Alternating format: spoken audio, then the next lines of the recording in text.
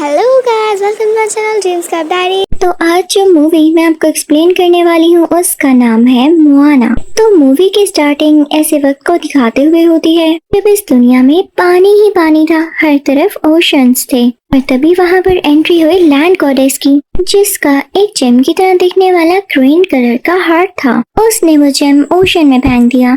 अब इसके देखते ही ओशंस की कुछ जगह लैंड्स ने भी ले ली। वहाँ पर ट्रीज, प्लांट्स और नेचर भरती गई। दुनिया की हर चीज उस ग्रीन हार्ट को पाना चाहती थी, जिसके लिए वो ओशन में भी जाते थे और पता नहीं क्या क्या ट्राइज करते थे, लेकिन वो किसी के हाथ नहीं लगी। तभी हमें एक बहुत बड़ा क्रिएचर दिखाया गया जिसका नाम था मोआवी। वो इंसान के जैसे दिख रहा था लेकिन काफी स्ट्रॉन्ग, और वो विंड का डेमीगॉड था।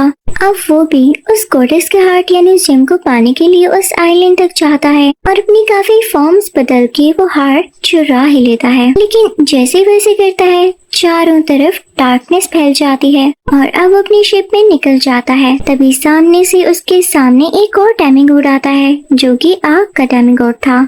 तो मावी भी अपना वेपन जो स्वर्ड लाइक था निकाल लेता है। वो मावी की फेस पर पंच मारता है, लेकिन इस दौरान ही उसके हाथ से उसका वेपन और वो हार्ट भी गिर जाता है। वो सीधा पानी में गिरता है। अब दूसरी तरफ हमें एक ट्राइब दिखाया जाता है जहाँ पर एक बूढ़ी औरत छोटे छोटे बच्चों को कोई स्टोरी सुना रही होती है और उसी में वो स्टोरी सुनाती है इसी आइलैंड की। जब ये जेम चुराने के बाद वहाँ पर डार्कनेस छा गई। वहाँ पर मौजूद सब बच्चे डर जाते हैं सिवाय एक लड़की के, और वो थी बहादुर मोआना। वो ओल्ड लेडी इन बच्चों को ये भी बताती है कि कोई जरूर आएगा जो मावी से वो जेम लेकर वापस उस जगह पर लगाएगा और हर तरफ वापस से ग्रीनरी हो जाएगी। ये बच्ची ये स्टोरीज बहुत शौक से सुन रही होती है और सुनती भी क्यों ना, आखिर वो इस ट्राइब के चीफ की बहादुर जो बेटी थी और ये बूढ़ी औरत इसकी ग्रैंड मदर थी।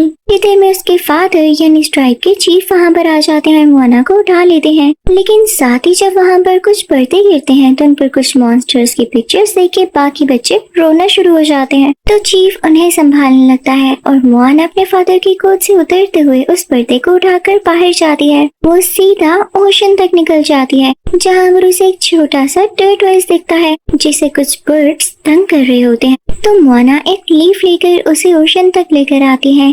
ओशन इस अच्छी बच्ची को देख के काफी खुश होता है। वो उसे रास्ता देता जाता है और मोआना भी ओशन के यानी सी के अंदर अंदर चलती रहती है। वो दोनों आपस में खेलने लगते हैं और तभी मोआना को दिया जाता है उसी गॉडेस का ग्रीन हार्ट यानी वही जेम जो कई साल पहले इस पानी में गिर चुका था। लेकिन जैसे ही वहाँ पर चीफ अपनी बेटी को ढूंढते हुए आते हैं तो समंदर दोबारा से नॉर्मल हो जाता है, जैसे उसमें कभी कोई मूवमेंट ही ना आई हो, और मोआना के हाथ से भी वो जेम वापस से पानी में गिर जाता है। चीफ मोआना को उठाकर अंदर ले आते हैं क्योंकि वो नहीं चाहते थे कि उनकी छोटी सी बेटी पानी में कहीं गुम हो जाए या उसे कुछ चोट लगे। सब मिलकर ही उसको समझाने लगते हैं कि हम लैंड पर रहते हैं तो तुम्हें समंदर की तरफ नहीं जाना चाहिए। और इसी तरह से हम देखते हैं कि मोआना बड़ी हो जाती है लेकिन उसे कोई फर्क नहीं पड़ता, उसे समंदर बहुत अट्रैक्ट करता था। तो मोआना के फादर उसे एक बहुत ही ऊंचे पहाड़ पर लेकर आते हैं जहाँ पर एक लाइन में कुछ स्टोन्स पड़े हुए थे।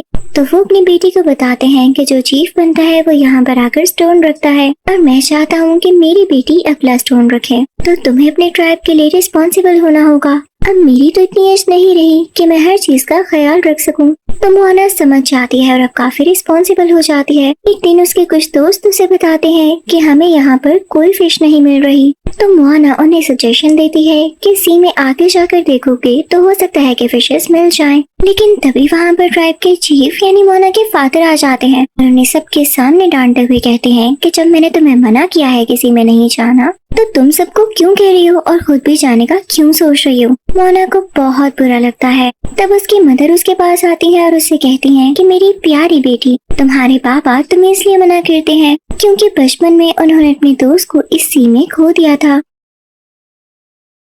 तो वो नहीं चाहते कि उनकी बेटी को भी कुछ हो। अब मोआना काफी परेशान हो जाती है। वो उस माउंटेन पर जाती है जहाँ पर ज्यादा सारे स्टोन्स पड़े हुए थे। वो वहाँ पर पत्थर रखने ही वाली होती है कि सामने समंदर देखती है और अपनी बोट लिए वहाँ पर चली जाती है। लेकिन वेव ज्यादा होने की वजह से जब वो वापस आती है तो उसकी ग्रैंड मदर उसे देख लेती है और उससे कहती हैं कि मोआना, तुम्हारा माइंड दो तरफ है। अब मैं तुम्हें बताती हूँ कि असल में तुम्हारे लिए ठीक क्या है। वो उसे पत्तों से ढकी हुई एक केव के अंदर ले जाती हैं और उसे डिफरेंट बोट्स दिखाती हैं। मोना वो सब बोट्स देखकर कहती है कि किसकी है, तो उसके ग्रैंडमदर उसे बताती हैं कि ये हमारी एंसेस्टर्स की हैं। और पता है ये यहाँ पर क्यों पड़ी है?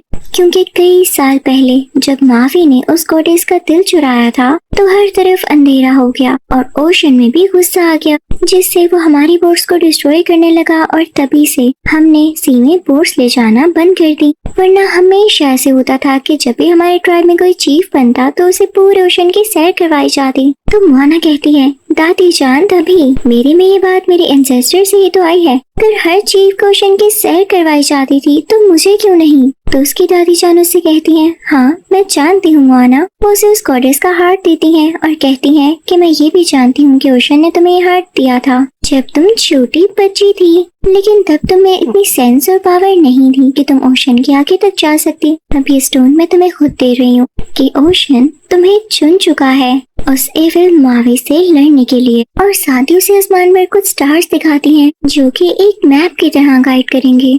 मोना उस स्टोन को लिए सीधा उस रूम में जाती है जहाँ पर उसके फादर बाकी लोगों के साथ बातचीत कर रहे होते हैं और उनसे कहती है कि फादर मैं मावी से लड़ने जाऊंगी, जहाँ पर वो उस पर गुस्सा होते हैं। तो मोना उन्हें जंगल में जाकर एक स्टोन दिखाती है, यानी वही जेम हार्ट जो उसकी ग्रैंडमदर ने उसे दिया था। तो चीफ को गुस्सा आ जाता है और वो हार्ट को दूर फेंकते हैं। मोना काफी सैड हो जाती है और जब उस जेम को उठा रही होती है तो उसी के साथ उसकी ग्रैंडमदर की स्टिक होती है और तभी एक आदमी आकर उनको बताता है कि चीफ की मदर यानी मोना की ग्रैंडमदर की तबीयत बहुत ज्यादा खराब है।